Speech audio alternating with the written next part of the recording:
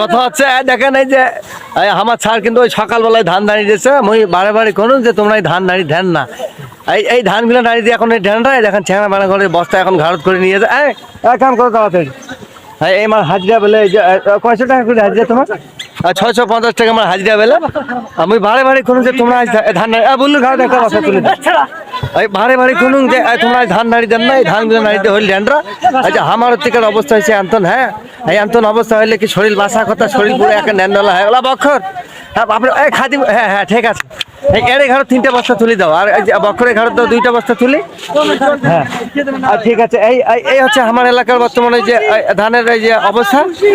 আর কিছুক্ষণের মধ্যে বৃষ্টি আসবে, আমরা এই যে ওই দিকে ধান কোনো দিয়েছে নারী। হ্যাঁ এই হচ্ছে ঘটনা। আর এই যে আমার এই যে এই নখনাক দেখতে পাচ্ছেন, এই যে এক নখ, হ্যাঁ এখানে হচ্ছে আমার ছাড়। এই দেখেন এক ঘামি টামি একাকার হয়ে গেছে বেসার বেটা। এই ধান কিন্তু আর শুকেল না। হ্যাঁ এখন এই ধানে ভিজিয়ে বস্তা ঢুকিত না, বেসন হইবে সেগুলো গাড়ি ধোনালা। হ্যাঁ।